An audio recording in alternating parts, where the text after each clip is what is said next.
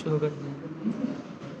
اعوذ باللہ من الشیطان الرجیم بسم اللہ الرحمن الرحیم قلنا اهبطوا منها جميعا فإما يأتينكم مني هدى فمن تبع هداي فلا خوف عليهم ولا هم يحزنون والذين كفروا وكذبوا بآياتنا أولئك أصحاب النار هم فيها خالدون يا بني إسرائيل اذكروا نعمتي التي أنعمت عليكم وأوفوا بعهدي أوف بعهدكم وإياي فارهبون صدق اللہ العظیم۔ تو ہم نے کہا تم سب یہاں سے نیچے اتر جاؤ، اور اگر تمہارے پاس ہماری طرف سے ہدایت آئے تو جو میری ہدایت کی اتباع کرے گا تو ایسے لوگوں پر نہ کوئی خوف ہوگا اور نہ وہ ڈریں گے، اور جنہوں نے کفر کیا اور ہماری آیتوں کو جھٹلایا ایسے لوگ جہنمی ہیں، وہ جہنم میں ہمیشہ رہیں گے۔ اے بنی اسرائیل، یعقوب کی اولاد، تم یاد کرو میری اس نعمت کو جو میں نے تم پر کی ہے، اور میرے عہد کو پورا کرو، میں تمہارے عہد کو پورا کروں گا، اور مجھ سے ہی ڈرو۔ حضرت آدم علیہ السلام کا واقعہ چل رہا تھا کہ ان سے اللہ تبارک و تعالی نے جنت میں رہنے اور وہاں اپنی مرضی کے مطابق کھانے پینے کی اجازت دی۔ حضرت حوا بھی وہی تھیں، لیکن ایک خاص درخت کے پاس جانے سے منع کیا تھا، لیکن حضرت آدم علیہ السلام سے چوک ہو گئی اور اس درخت سے کھا لیا، جس کے نتیجے میں اللہ پاک ناراض ہوئے، جنتی لباس ان کے جسم سے الگ کر دیا گیا۔ بعد میں حضرت آدم علیہ السلام روئے گڑائے، اللہ سے معافی مانگی، اللہ تبارک و تعالیٰ نے ان کی توبہ قبول کی۔ اس کے بعد اللہ فرماتے ہیں کہ ہم نے کہا کہ تم سب یہاں سے نیچے زمین پر چلے جاؤ۔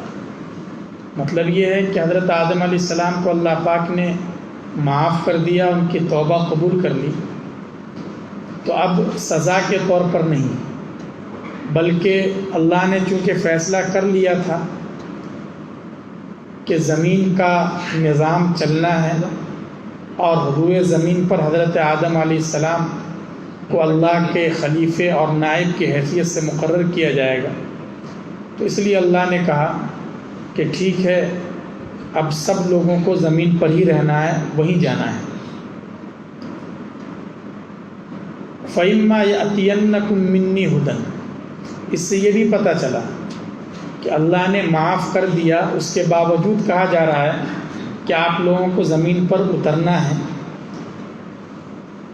تو یہ کوئی ضروری نہیں ہے کہ ہر اچھے عمل پر نیکی دینا ضروری ہے، یا یہ کہ ہر برے عمل پر سزا دینا ضروری ہے، یہ کوئی ضروری نہیں ہے۔ اللہ تعالیٰ کی مرضی ہے، اللہ چاہے تو معاف کرے، اللہ نیک کام پر اچھا بدلہ دیتے ہیں، یہ بھی اللہ کا احسان ہے۔ تو یہاں اللہ تبارک و تعالیٰ نے معاف کر دیا، اور اس کے باوجود کہا جا رہا ہے کہ آپ لوگ زمین پر جائیے، اور پھر آگے اللہ نے پورا ایک ضابطہ اور نظام بھی بتا دیا۔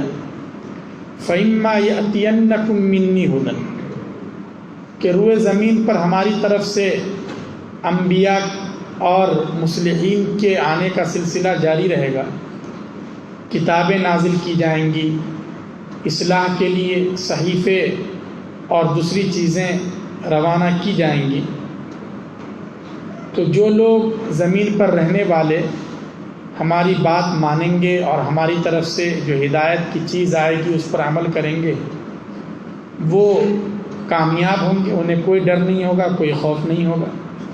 لیکن جو نہیں مانیں گے جہنم ان کا ٹھکانہ ہوگا۔ یہ اللہ تبارک و تعالیٰ نے بالکل صاف کر دیا۔ یہاں یہ جو فرمایا فَإِمَّا يَأْتِيَنَّكُم مِّنِّي هُدًى فَمَن تَبِعَ هُدَايَ فَلَا خَوْفٌ عَلَيْهِمْ وَلَا هُمْ يَحْزَنُونَ، کہ جو میرے بتائے ہوئے راستے پر چلے گا، ضلالت اور گمراہی سے اپنے آپ کو بچائے گا، تو ایسے شخص کے لیے نہ کوئی خوف ہے اور نہ کوئی حزن ہے۔ خوف اور حزن یہ دونوں لفظ ہیں، دونوں کا معنی ہی ڈر ہوتا ہے، گھبراہٹ، لیکن عربی میں دونوں کے معنی میں فرق ہے۔ خوف کا تعلق فیوچر میں، مستقبل میں پیش آنے والی کسی مصیبت اور تکلیف سے ہوتا ہے، کہ آدمی کو ڈر ہوتا ہے کہ اگر میں نے یہ کام نہیں کیا تو میرے ساتھ یہ حادثہ ہو سکتا ہے، مجھے یہ پریشانی ہو سکتی ہے کل کو، تو یہ خوف ہے۔ اور حزن کہتے ہیں کہ پہلے ماضی میں، گزرے ہوئے زمانے میں کوئی ایسی چیز ہو گئی، کوئی چیز حاصل ہونی تھی لیکن نہیں ہو پائی، تو اس کا جو آدمی کو غم ہوتا ہے اور درد ہوتا ہے، اس کو حزن کہتے ہیں۔ تو دونوں میں فرق ہے، ایک کا تعلق فیوچر سے ہے اور ایک کا تعلق ماضی سے ہے، گزرے ہوئے زمانہ سے ہے۔ کاروبار میں امید تھی کہ اچھا خاصا فائدہ ہوگا لیکن گھاٹا لگ گیا تو اب افسوس ہو رہا ہے، تو یہ حزن ہے۔ آئندہ کے بارے میں ڈر ہے کہ ہو سکتا ہے چھاپہ ماری ہو جائے، کچھ کا کچھ ہو جائے، یہ ہے خوف۔ اللہ رب العزت فرما رہے ہیں کہ جو لوگ اللہ کے بتائے ہوئے طریقے پر چلیں گے، انبیاء کی بات مانیں گے، ان کو کوئی خوف بھی نہیں ہوگا اور کوئی حزن بھی نہیں ہوگا۔ یعنی آئندہ کی کسی چیز کا ان کو کوئی ڈر نہیں ہے کہ کوئی مصیبت آ جائے ہمارے اوپر، یا پہلے کوئی چیز ان کو نہیں مل پائی ہے اس کا درد اور غم، ایسی کوئی چیز نہیں ہے۔ یہ اللہ والوں کی خاص صفات ہے۔ الا ان اولیاء اللہ لا خوف علیہم ولا هم یحزنون۔ البتہ مطلب یہ ہے کہ دنیا کے لوگوں کی طرح، دنیا والوں کی طرح ان میں یہ ڈر اور خوف نہیں ہوگا۔ یہ مطلب نہیں کہ دنیا میں کوئی خوفناک چیز کر وہ نہ ڈریں، وہ نہ گھبرائیں۔ حضرت موسیٰ علیہ السلام نے جب دیکھا کہ جادوگروں نے بہت ہی سانپ اور اژدہے کی شکل کی چیز، کوئی چیز وہاں سامنے رکھ دی، تو تھوڑی دیر کے لیے ان کے دل میں بھی کھٹکا ہوا اور اس طرح کا احساس ہوا۔ تو ایسا ہو سکتا ہے کہ کوئی طبعی اور جو نیچر کے اعتبار سے کسی خوفناک چیز کو دیکھ کر جو تھوڑی دیر کے لیے ڈر ہوتا ہے، وہ ڈر ہو سکتا ہے، وہ اللہ والوں کو بھی ہو سکتا ہے، کسی نبی کو بھی یہ خوف ہو سکتا ہے۔ لیکن دنیا کی چیزوں کے بارے میں اصل یہ ہے کہ دنیا کی کوئی چیز فوت ہو گئی، اس کا انہیں کوئی غم نہیں ہوتا، اور آئندہ کے بارے میں کیا ہوگا دنیا کی چیز کے اعتبار سے اس کا انہیں ڈر نہیں ہوتا۔ آخرت میں تو خیر ہے ہی، وہاں تو معاملہ بالکل کلیئر ہے، لیکن دنیا کی چیزوں کے بارے میں یہ مطلب نہیں کہ اگر سانپ آ گیا تو کوئی اللہ کا نیک بندہ ہو تو اس کو ڈر نہیں ہوگا، وہ بھاگے گا نہیں، وہ اس سے گھبرائے گا نہیں۔ وہ تو ایک نیچر کی چیز ہے اور فطرت کی چیز ہے، اس کا وہ مطلب نہیں ہے۔ مطلب یہ ہے کہ دنیا کی کوئی چیز تھی، وہ نہیں مل پائی تو اس پر وہ بہت زیادہ درد اور غم محسوس نہیں کرتا، یہ سمجھتا ہے کہ اللہ کی طرف سے تھی، اللہ نے یہی فیصلہ کیا، اس لیے ہمیں صبر اور سکون کے ساتھ رہنا چاہیے۔ تو یہ اللہ والوں کی خاص کیفیت ہوتی ہے کہ وہ ان چیزوں میں بہت زیادہ پریشر اور دباؤ میں نہیں رہتے، ہر چیز کو اللہ تعالیٰ کی طرف سے سمجھتے ہیں اور وہ پریشانی محسوس نہیں کرتے۔ حضرت شیخ عبد القادر جیلانی رحمۃ اللہ علیہ بڑے بزنس مین تھے، اور ان کا جو ہے انٹرنیشنل لیول پہ کاروبار چلتا تھا۔ وہ بڑی بڑی شیپ ہوتی تھی اور بڑے بڑے کنٹینر ان کے مال کے ایک پورٹ سے دوسرے پورٹ تک جایا کرتے تھے، ایک ملک سے دوسرے ملک جایا کرتے تھے۔ ایک مرتبہ ان کے جو کام کرنے والے تھے انہوں نے بتلایا کہ فلاں سمندر سے جو شیپ جا رہی تھی اور جس میں ہماری کمپنی کا پورا مال لدا ہوا تھا، وہ شیپ وہیں سمندر میں ڈوب گئی ہے اور سارا مال برباد ہو گیا۔ حضرت شیخ عبد القادر جیلانی رحمۃ اللہ علیہ نے چہرہ نیچے کیا، سر جھکایا اور کہا الحمدللہ۔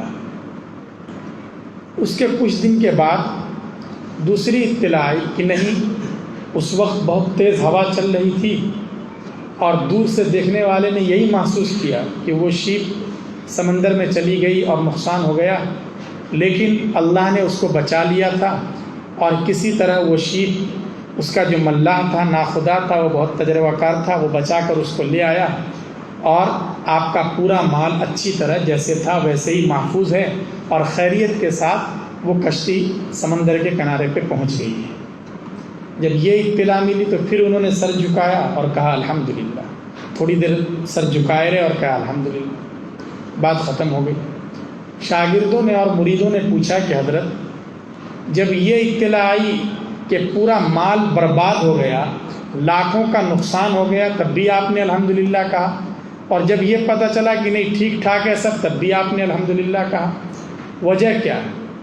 تو شیخ عبد القادر جیلانی رحمۃ اللہ علیہ نے فرمایا کہ جب مجھے یہ بتلایا گیا کہ میری کمپنی کو اور میرے کاروبار کو اتنا بڑا نقصان ہو رہا ہے، تو سب سے پہلے میں نے سر جھکایا، اور سر جھکا کر میں نے اپنے دل میں غور کیا، تو میں نے اپنے دل کو دیکھا کہ اس کو اطمینان ہے کہ اللہ نے دے رکھا ہے، اور اللہ نے اگر لے لیا اور وہ نقصان ہو گیا تو اس میں مجھے واویلا اور شور ہنگامہ کرنے کی کیا ضرورت ہے؟ یہ اللہ کی امانت تھی، اللہ پھر کسی اور راستے سے دے گا۔ تو میں نے دیکھا کہ میرا دل مطمئن ہے، اس لیے میں نے الحمدللہ کہا کہ میرے اندر بے صبری کی، رونے دھونے کی کوئی کیفیت نہیں ہو رہی ہے کہ بالکل ہارٹ کی حرکت ہی بند ہو جائے اور کھانا پینا بند ہو جائے، ایسا کچھ بھی نہیں۔ میں نے دیکھا دل مطمئن ہے، اس کے اوپر کوئی زیادہ فرق نہیں پڑ رہا، اس لیے میں نے اللہ کا شکر ادا کیا۔ اور پھر جب پتہ چلا کہ اللہ کا فضل ہے، الحمدللہ وہ مال مل گیا، صحیح سلامت ہے، تو پھر میں نے غور کیا، میں نے دیکھا کہ میرا دل جو ہے وہ ابھی بھی ٹھیک ہے، اللہ کا شکر ادا کر رہا ہے کہ اللہ تیرا فضل ہے، لیکن بہت زیادہ اچھل کود نہیں کر رہا ہے کہ نہیں کہ بہت یہ کہ اب مال مل گیا اب یہ کریں گے وہ کریں گے، نہیں، وہ کنٹرول میں ہے، قابو میں ہے۔ تو اس لیے میں نے پھر سے الحمدللہ کا اللہ کا شکر ادا کیا۔ تو یہ ایسی چیزوں کے آنے پر یا جانے پر اور فوت ہونے پر خصوصیت کے ساتھ وہ بہت زیادہ دباؤ میں نہیں آتے، بڑی سے بڑی پریشانی کو جھیلنے کا ان کے اندر جذبہ ہوتا ہے اور اس کی وجہ سے رونا دھونا نہیں کرتے۔ یہ اصل ایمان والوں کی اور خاص کر اللہ والوں کی صفات ہے۔ یہ مطلب نہیں کہ ان کو کوئی ڈر ہی نہیں ہوتا، کوئی غم ہی نہیں ہوتا، کوئی افسوس ہی نہیں ہوتا۔ افسوس ہونا الگ بات ہے، لیکن اس کی وجہ سے وہ بہت زیادہ پریشر محسوس کریں اور اللہ کی ناشکری کرنے لگیں، کفر کرنے لگیں، یہ سب کیفیت ان پر نہیں ہوتی، اور اللہ انہیں صبر اور سکون عطا کر دیتا ہے۔ اور آخرت میں تو ہے ہی کہ آخرت میں ان کو نہ تو اس کا ڈر ہوگا کہ فلاں چیز نہیں ملی، اور نہ اس کا افسوس ہوگا کہ فلاں چیز نہیں ملی، اور نہ اس کا ڈر ہوگا کہ فلاں نعمت ہم سے چھن جائے گی۔ وہاں تو ہر طرح سے راحت ہی راحت ہے، اور اس کے مقابلے میں جو کافر ہیں اور بدعملی کرنے والے ہیں انہیں بڑا ڈر ہوگا کہ ہم تو بہت ہی خراب کام کر کے آئے ہیں اور نہ جانے کیسی کیسی سزا ہوگی، اور افسوس بھی ہوگا کہ دنیا میں ہم نے اپنا وقت برباد کر دیا، ہم نے اپنے خدا کو راضی نہیں کیا۔ تو ان کے لیے خوف بھی ہے اور حزن بھی ہے، ایمان والوں کے لیے نہیں ہے۔ تو اس کو اللہ نے فرمایا فمن تبع ہدایا، کہ جو میری بات مانے گا اور میری طرف سے جو کتاب ہدایت جائے گی اس پر عمل کرے گا، ایسے لوگوں کے لیے کوئی مسئلہ نہیں ہے، یہ بہت اطمینان سے رہیں گے۔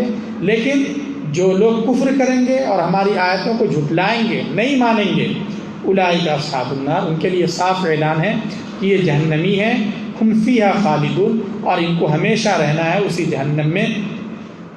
ظاہر ہے کہ جو کافر ہیں، کافر کے لیے جہنم ہمیشہ کے لیے، ان اللہ لا یغفر ان یشرک بہ، اللہ نے ضابطہ بتا دیا کہ یہ کافر اور مشرک اللہ ان کے گناہ کو معاف نہیں کرے گا۔ وَيَغْفِرُ مَا دُونَ ذَلِكَ لِمَن يَشَاءُ، اس کے مقابلے میں بڑا سے بڑا پاپی ہوگا، حتیٰ کہ کسی نے زنا کر رکھا ہے، کسی کا مرڈر کر رکھا ہے، شراب پی رکھی ہے، کچھ بھی کر رکھا ہے، اللہ تبارک و تعالیٰ کی مرضی ہے، اللہ بڑا بے نیاز ہے، اللہ معاف کر دے گا۔ لیکن اللہ نے ضابطہ بتایا کہ کفر اور شرک کو اللہ معاف نہیں کرے گا، یہ اللہ کو برداشت نہیں ہے۔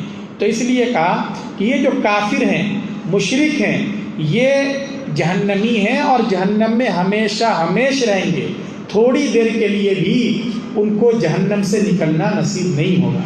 لیکن اب چاہے وہ دنیا کے اعتبار سے کتنے ہی اچھے کام کرتا ہو اور بہت ہی ڈونیٹ کرتا ہو اور صدقہ اور خیرات کرتا ہو، غریبوں کے آنسو پوچھتا ہو، لوگوں کے کام آتا ہو، سب کچھ کرتا ہو، دنیا میں اس کو انعام مل جائے گا، اس کو جو ہے امن کا اور پیس کا پرائز مل جائے گا، حکومتوں کی نگاہ میں اس کی قدر اور منزلت ہو جائے گی، لوگ اس کا رسپیکٹ کریں گے، احترام سے اس کے یاد میں کہیں پر اس کا اسٹیچو بنا دیا جائے گا کہ فلاں جو تھے وہ بہت بڑے مہان تھے اور بہت اچھے کام کرتے تھے، سب کچھ ہو جائے گا۔ لیکن آخرت میں اس کو کچھ نہیں ملے گا، اور آخرت میں اس کے لیے جہنم ہے، اور جہنم ہمیشہ جہنم میں ہی رہنا ہے، اس سے نکلنے کا سوال ہی نہیں ہے۔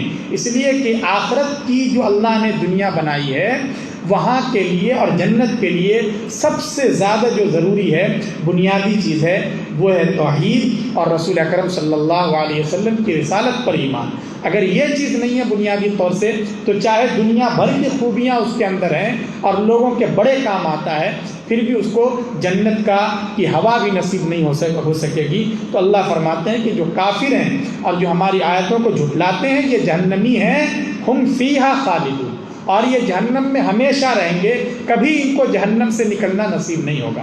ان کے مقابلے میں جو اہل ایمان ہیں، جن کے سینے میں اور جن کے دل میں ایمان ہے، اگرچہ وہ دنیا میں بڑے بڑے پاپ کرتے ہیں، بڑے بڑے کرائم کرتے ہیں، بڑے بڑے جرائم کرتے ہیں، اور ہو سکتا ہے کہ ان کو گناہ کی سزا کے طور پر جہنم کی آگ کے حوالے کر دیا جائے، لیکن وہ کبھی بھی جہنم میں ہمیشہ نہیں رکھے جائیں گے۔ اللہ جب چاہیں گے فضل فرمائیں گے، اور ایک نہ ایک دن اس ایمان کی بدولت، اس عقیدہ توحید کی بدولت اللہ تبارک و تعالیٰ اس کے لیے جہنم سے خلاصی کا فیصلہ کر دیں گے۔ یا بنی اسرائیل اذکروا نعمتی التی انعمت علیکم، اس سے پہلے عام انسانوں کا تذکرہ تھا، اور سب انسانوں کے جو باپ ہیں حضرت آدم اور جو ماں ہیں حضرت حوا، ان کا تذکرہ کیا گیا۔ اب انسانوں کے خاص طبقے کا تذکرہ ہے، ان کو اللہ تبارک و تعالیٰ نے مخاطب کیا ہے، جن کا سماج میں ایک خاص وزن تھا اور لوگوں میں ان کی عزت تھی۔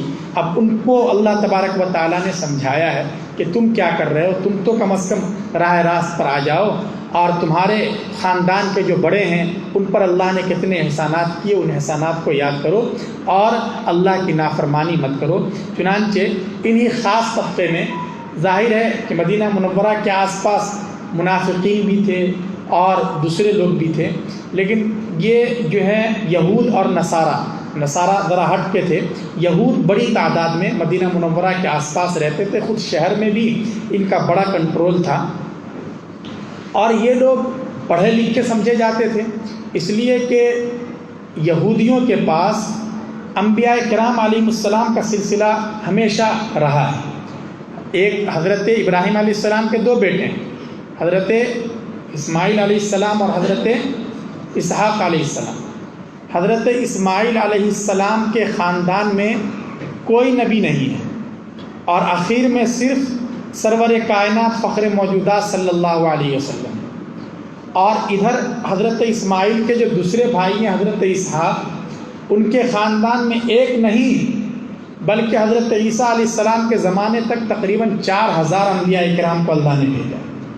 تو اب ظاہر ہے کہ ہمیشہ انبیاء کی آمد و رفت رہی، اور ان کو کتابیں بھی ملتی رہی، اس لیے یہ پڑھے لکھے سمجھے جاتے تھے اور بہت تیز تھے، ان کے پاس کتابیں تھیں، ان کے پاس علم تھا، ان کے پاس شعور تھا، واقفیت تھی، اس لیے انہیں اہل کتاب بھی کہا جاتا ہے کہ یہ تو کتاب والے ہیں، یعنی پڑھے لکھے لوگ ہیں، یہ معمولی لوگ نہیں ہیں۔ یہود بھی جو حضرت موسیٰ علیہ السلام کو مانتے تھے اور عیسیٰ علیہ السلام کا انکار کرتے تھے، اور عیسائی بھی اہل کتاب کہلاتے ہیں جو عیسیٰ علیہ السلام کو مانتے تھے اور موسیٰ علیہ السلام کو گناہوں سے پاک نہیں سمجھتے تھے۔ تو یہ جو ہے یہود اور نصارہ، ان کو خاص کر اہل کتاب کہا جاتا تھا۔ تو ان آیات میں اللہ تبارک و تعالیٰ نے مدینہ میں جو منافقین تھے ان کو بھی سمجھا دیا گیا، اور اب خصوصیت کے ساتھ وہاں رہنے والے یہ جو یہود ہیں ان کو سمجھایا جا رہا ہے کہ تم کیسے غلط حرکتیں کر رہے ہو اور غلط راستے پر جا رہے ہو. تم تو اپنے آپ کو اہل کتاب کہتے ہو, پڑھے لکھے سمجھے جاتے ہو, تو تم کو تو عقل سے کام لینا چاہیے, یہ تم کیا حرکت کر رہے ہو. تو یہ اللہ تبارک و تعالیٰ نے ان آیات میں انہی یہودیوں کا تذکرہ کیا ہے, اور یہ تذکرہ بہت لمبا ہے. یہ تو سورہ بقرہ کا شروع ہے, پارے کا شروع, ابھی ایک پاؤ بھی نہیں ہوا ہے. انہی کا تذکرہ یہ چلے گا بالکل پارے کے آخر تک, انہی حضرات کا تذکرہ چلتا رہے گا. تو اللہ فرماتے ہیں یا بنی اسرائیل, اے بنی اسرائیل, اسرائیل کے بیٹے, اس سے مراد یہودی ہیں. اسرائیل جو ہے یہ حضرت یعقوب علیہ السلام کا لقب ہے. حضرت ابراہیم علیہ السلام کے بیٹے ہیں حضرت اسحاق, حضرت اسحاق کے بیٹے ہیں حضرت یعقوب علیہ السلام, اور حضرت یعقوب علیہ السلام کے بیٹے ہیں حضرت یوسف علیہ السلام. تو حضرت اسحاق کے بیٹے ہیں حضرت یعقوب علیہ السلام. تو حضرت یعقوب علیہ السلام کا لقب ہے اسرائیل. لقب کوئی مشہور نام ہو جاتا ہے اور جس سے آدمی مشہور ہو جاتا ہے. اسرائیل جو ہے یہ عبرانی زبان کا لفظ. عبرانی زبان آج کل یروشلم میں چلتی ہے اور وہاں کی بہت بڑی یونیورسٹی ہے. اس زبان کو تو لوگ بھول گئے تھے, لیکن اس یونیورسٹی کے ذریعے پوری دنیا میں اب اس زبان کو بھی زندہ کیا جا رہا ہے. اب یہودی ارادے سے چاہے دوسری لینگویج بھی جانتے ہوں لیکن وہ اپنی اسی زبان میں بولنے کی کوشش کرتے ہیں. اب اس میں باضابطہ وہاں نیوز پیپر بھی نکل رہے ہیں, سب کچھ ہو رہا ہے, لوگ پڑھنے لکھنے لگے ہیں. تو بہرحال یہ عبرانی زبان کا لفظ ہے جو اسرائیل میں ابھی بھی چلتی ہے. اس میں ایک ہے اسر اور ایک ہے ایل, یعنی یہ اسرائیل عبداللہ کے معنی میں. ہمارے یہاں عربی میں جیسے عبداللہ کہتے ہیں تو وہی عبرانی زبان میں اس کو اسرائیل کہتے ہیں, اللہ کا بندہ. تو حضرت یعقوب علیہ السلام کا یہ لقب ہے. یعقوب علیہ السلام جو ہیں یہ جتنے یہودی ہیں ان سب کے جد امجد ہیں.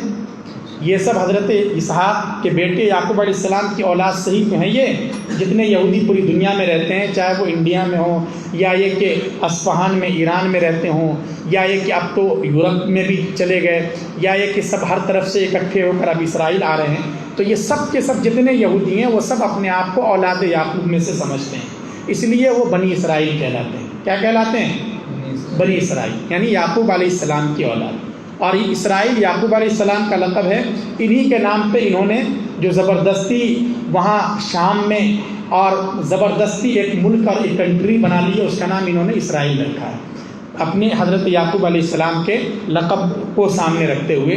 تو بہرحال اللہ نے بھی ان کو اسی سے خطاب کیا, یا بنی اسرائیل, کہ اے اسرائیل کے بیٹے, اسرائیل کی اولاد سے تعلق رکھنے والے, اذکروا نعمتی التی انعمت علیکم, کہ تم میرے اس انعام کا تذکرہ کرو جو میں نے تم پر کیا.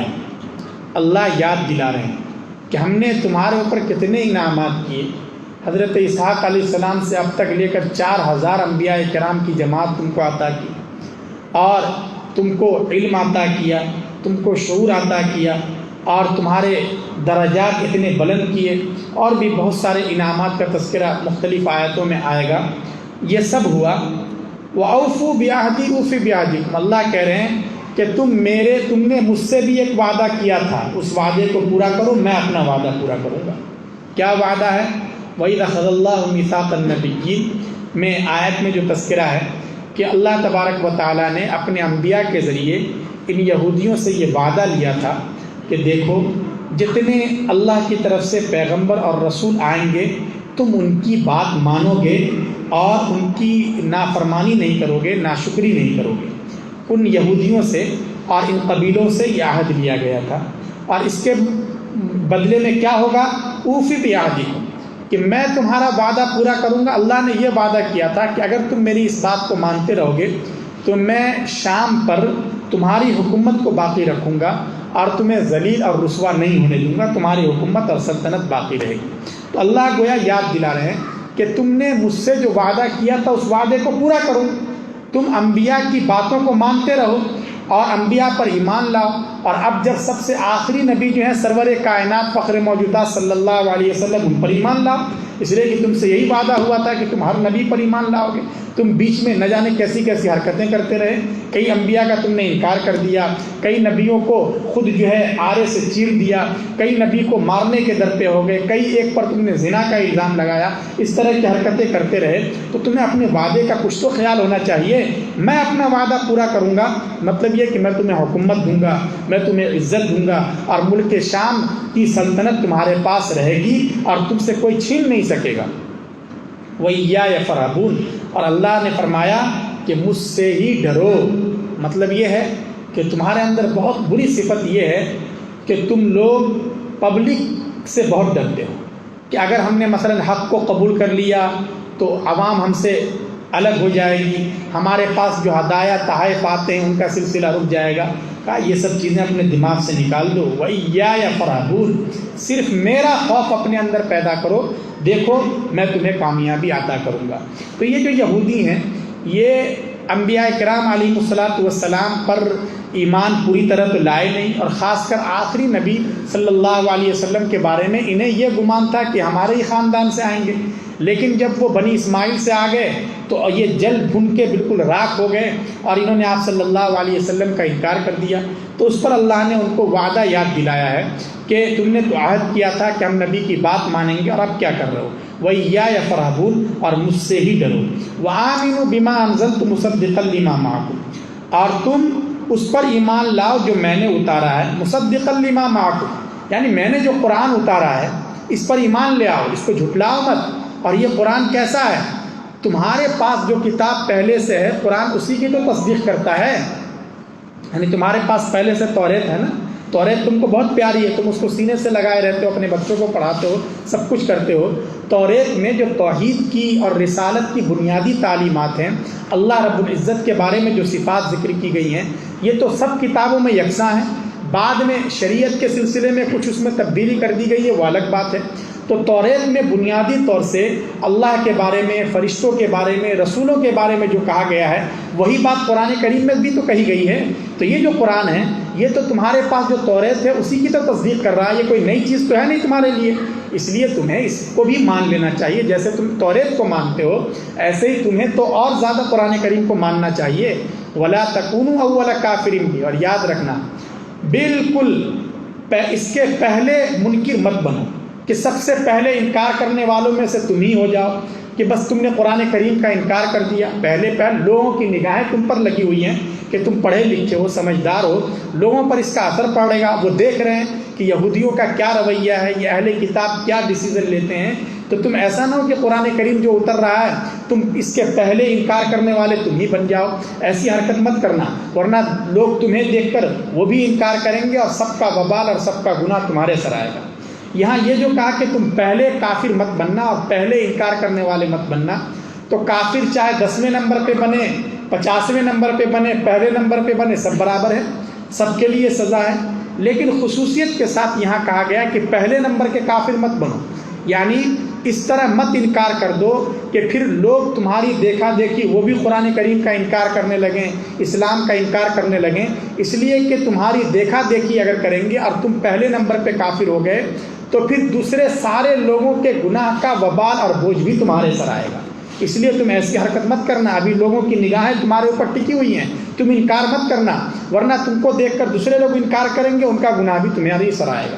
اس میں ظاہر ہے کہ کئی آیات میں اور احادیث میں بھی اس کی طرف اشارہ ہے کہ کوئی بھی آدمی اگر اچھے کام کی شروعات کرتا ہے اور بعد میں اس کو دیکھ کر کوئی دوسرا آدمی اس کو اپناتا ہے تو اس کے ثواب میں اس کا بھی حصہ ہوتا ہے جس نے اس کام کی شروعات کی ہے, جس نے اس کا آغاز کیا ہے. لیکن اگر کوئی من سن سنتاً سیئۃ فعلیہ وزرها ووزر من عمل بہا, لیکن اگر کوئی غلط کام کی شروعات کرتا ہے, دیکھا دیکھی دوسرے لوگوں نے بھی اس کو کرنا شروع کر دیا, تو دوسرے لوگوں کے گناہ میں اس کا بھی حصہ ہوگا. جو یہ سلسلہ بڑھتا رہے گا ہر ایک کے گناہ میں اس کا حصہ رہے گا.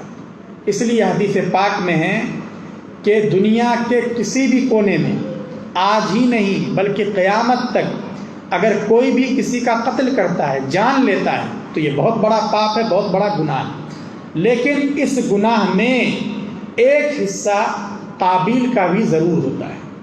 قابیل حضرت آدم کے بیٹے، جنہوں نے پہلی مرتبہ اس زمین پر اپنے بھائی حابیل کو قتل کر دیا تھا، تو رسول اللہ صلی اللہ علیہ وسلم فرماتے ہیں چونکہ قتل کی شروعات قابیل سے ہوئی ہے، اس لیے دنیا میں کہیں بھی اگر کوئی کسی کا قتل کرتا ہے اور خون بہاتا ہے تو اس کے گناہ کا ایک حصہ قابیل کے سر بھی ضرور جاتا ہے۔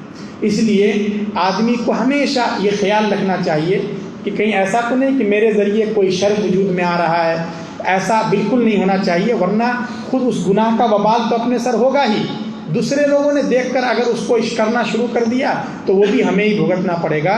تو اس لیے اللہ نے فرمایا کہ تم پہلے پہل بالکل ابتدائی کافر مت بن جاؤ، ولا تشتروا بآیاتی ثمنا قلیلا۔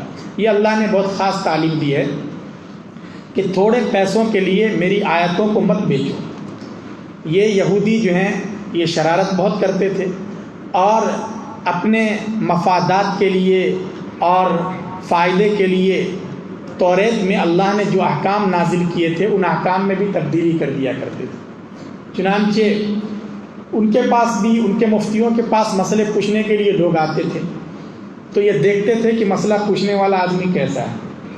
اگر غریب آدمی ہے، سیدھا سادہ آدمی ہے، سماج میں اس کا کوئی خاص وزن نہیں ہے، تو اس کو ٹھیک ٹھیک بتا دیتے تھے کہ اچھا زنا کیا ہے، اس کی سزا یہ ہے کہ تم کو سنسار کیا جائے گا، تمہاری جان لی جائے گی۔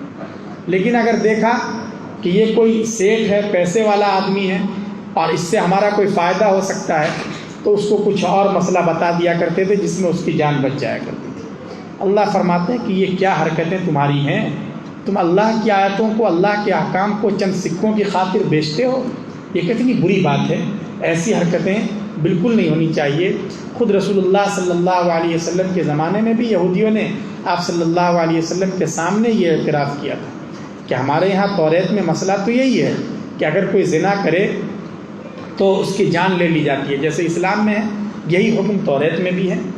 لیکن ہمارے مفتیوں نے اور ہمارے جو علماء ہیں انہوں نے راستہ نکال لیا تھا کہ دیکھتے تھے کہ اگر کوئی اچھی فیملی سے تعلق رکھنے والا نوجوان ہے اور جس نے یہ کام کیا ہے تو اس کو بچانے کے لیے انہوں نے اپنی طرف سے یہ مسئلہ گڑھ لیا تھا کہ اس کو قتل کرنے کی ضرورت نہیں ہے، بس اس کو جو ہے کسی سواری پر سوار کر دو، اس کے چہرے پر کالک پوت دو اور اس کو پورے شہر میں گھما دو، بس اتنا کافی ہے۔ یہ ہم لوگوں نے خود ہی اپنی طرف سے گڑھ لیا تھا۔ تو اللہ فرماتے ہیں کہ اس طرح کی حرکتیں بالکل نہیں ہونی چاہیے۔ وَلَا تَشْتَرُوا بِآيَاتِي ثَمَنًا قَلِيلًا۔ آیات کو بیچ کر اپنا پیٹ پالنے اور پیٹ بھرنے کی فکر مت کرو، یہ بہت ہی خراب بات ہے۔ اللہ تبارک و تعالیٰ نے جو آیات جس طرح نازل کی ہیں، جو احکام جیسے بتلائے ہیں، ان کو اسی طرح نافذ کرنے کی کوشش کرو۔ رسول اللہ صلی اللہ علیہ وسلم نے اپنے عمل سے اس کو ثابت کیا اور مسلمانوں نے، مسلم خلفاء نے اور مسلم حکمرانوں نے اس پر عمل کر کے دکھایا کہ کسی کی کوئی رعایت نہیں، اللہ کا حکم ہے تو سب کے لیے ایک ہے۔ آپ صلی اللہ علیہ وسلم نے فرمایا کہ اگر فاطمہ مخزومیہ کے بجائے اگر فاطمہ بنت محمد نے چوری کی ہوتی تو میں اس کے بھی ہاتھ کاٹ ڈالتا، اس لیے کہ اللہ کا حکم، اللہ کی آیت اور اللہ کی شریعت سب کے لیے یکساں ہے اور برابر ہے۔ لیکن یہودیوں نے اس طرح کی حرکتیں کی تھی، تو اللہ نے فرمایا کہ تم تھوڑے پیسے مت کمانے کی فکر کرو میری آیتوں کے بدلے میں۔ اسی سے مسئلہ یہ حضرت امام ابو حنیفہ رحمۃ اللہ علیہ نے یہ مسئلہ ثابت کیا ہے کہ کوئی اگر کسی کو قرآن کریم پڑھاتا ہے، آیات سکھلاتا ہے، تو وہ اس کا پیسہ نہیں لے سکتا۔ اگر کہیں کوئی مدرسے میں پڑھاتا ہے، حفظ پڑھاتا ہے، قرآن کریم پڑھاتا ہے، بچوں کو پڑھاتا ہے، تو وہ اس کی سیلری اور تنخواہ لے ہی نہیں سکتا، اس لیے کہ یہ تو آیت کو گویا بیچنا ہے کہ آپ کسی کو آیت سکھا رہے ہیں، قرآن کریم سکھا رہے ہیں اور اس کے بدلے میں پیسہ لے رہے ہیں، اس لیے یہ بالکل جائز نہیں۔ یہ امام حنیفہ رحمۃ اللہ علیہ کا مسلک ہے۔ لیکن بعد میں علماء نے اس مسئلے میں تھوڑی وسعت پیدا کی اور غور کیا کہ شروع میں تو جو لوگ قرآن کریم سکھاتے تھے، بچوں کو پڑھاتے تھے، مسلمانوں کے پاس اپنا سسٹم تھا، بیت المال تھا، اس سے انہیں وظیفہ دیا جاتا تھا کہ آپ پیسہ مت لیجئے، بچوں کے باپ سے، ان کے والیان سے آپ ٹیوشن پڑھائیے، کچھ بھی کیجئے، حکومت کی طرف سے آپ کا پورا خرچ برداشت کیا جائے گا۔ لیکن اب تو یہ صورتحال نہیں رہی کہ ہر جگہ مسلم حکومت سب پڑھانے والوں کے ضرورت اور اخراجات کا تکفل کر سکے، اور آدمی اگر پڑھاتا ہے تو اس کو پورا ٹائم دینا پڑتا ہے، وہ تجارت نہیں کر سکتا، وہ کھیتی باڑی نہیں کر سکتا، تو اس کے بھی بیوی بچے ہیں، تو اس کے اخراجات کا کیا ہوگا؟ تو اس لیے بعد کے علماء نے اس مسئلے میں وسعت پیدا کی، اور انہوں نے کہا کہ اب چونکہ اسلامی حکومت نہیں ہے، اس لیے اگر کوئی قرآن کریم کی تعلیم دیتا ہے تو وہ اس کے پیسے لے سکتا ہے اور تنخواہ اس کی متعین کی جا سکتی ہے ضرورت کی وجہ سے، چونکہ اس کے بغیر ورنہ سب لوگ چھوڑ دیں گے، پھر قرآن کریم کی تعلیم دینے والے بہت مشکل سے مل پائیں گے، اس لیے کہ سب کو اپنے گھر کی فکر ہے اور اپنے بچوں کی فکر ہے۔ ہاں، جہاں اس کی ضرورت نہیں ہے وہاں پھر اجازت نہیں ہے۔ مثلا اگر کوئی کسی کے ایصال ثواب کی نیت سے قرآن کریم پڑھتا ہے یا کوئی کسی سے پڑھواتا ہے اور وہاں پر پیسہ طے کرتا ہے کہ ٹھیک ہے میں آپ کے دادا کا جو انتقال ہوا ان کے لیے سورہ بقرہ پڑھ دوں گا اور اس کی اتنی فیس ہوگی، یہ حرام اور ناجائز آج بھی ہے، اس لیے کہ اس کا تعلق اسلامی تعلیم کو باقی رکھنے سے نہیں ہے، یہ تو ضرورت کی وجہ سے یہاں اجازت دی گئی ہے، اس میں وہاں اس کی اجازت نہیں ہے۔ جو اس طرح پڑھواتے ہیں اور جو اس طرح پڑھتے ہیں شریعت کے اعتبار سے دونوں گنہگار ہوتے ہیں، اس لیے دونوں کو اس طرح کی حرکتوں سے بچنا چاہیے، اور جب وہ خود گنہگار ہو رہے ہیں تو جس کے لیے پڑھوا رہے ہیں اس کو کہاں سے فائدہ پہنچے گا؟ تو اس لیے اس طرح کا معاوضہ اور اس طرح کی فیس لینا یہ درست نہیں ہے۔ تو اللہ نے ان یہودیوں کو سمجھایا ہے کہ تم اللہ کی آیتوں کو بیچتے ہو اپنا پیٹ پالنے کے لیے اور لوگوں کو دیکھ کر اللہ کے احکام میں تبدیلی کر دیتے ہو، یہ اچھی بات نہیں ہے۔ وَإِيَّايَ فَاتَّقُونِ، تم لوگوں سے ڈرتے کیوں ہو اور کیوں گھبراتے ہو کہ تمہاری آمدنی بند ہو جائے گی، تم کھاؤ گے کیا، تم مر جاؤ گے؟ نہیں، تمہیں گھبرانے کی ضرورت نہیں ہے، صرف مجھ سے ڈرو، اور جو مجھ سے ڈرتا ہے وَمَن يَتَّقِ اللَّهَ يَجْعَل لَّهُ مَخْرَجًا، اللہ اس کے لیے راہیں کھول دیتے ہیں۔ اس لیے تم اس طرح کی حرکتوں سے باز آ جاؤ۔ وَلَا تَلْبِسُوا الْحَقَّ بِالْبَاطِلِ، سچ اور غلط کو، جھوٹ کو گڈ مڈ مت کر دو۔ وہ ملا جلا کے کوئی بات سچ کوئی غلط ہوتی تھی اور ملا جلا کے پیش کر دیتے تھے۔ وَتَكْتُمُوا الْحَقَّ وَأَنْتُمْ تَعْلَمُونَ، اور تم جان بوجھ کر حق کو چھپاتے ہو، یہ ایسا نہیں کرنا چاہیے۔ چنانچہ کفار مکہ نے یہودیوں کے پاس اپنا وفد بھیجا تھا کہ آپ لوگ پڑھے لکھے لوگ ہیں، آپ یہ بتلائیے کہ رسول اللہ صلی اللہ علیہ وسلم کا دین جو ہے وہ سچا ہے یا یہ کہ ہم جو باپ دادا کے زمانے سے بتوں کی پوجا کر رہے ہیں وہ صحیح ہے۔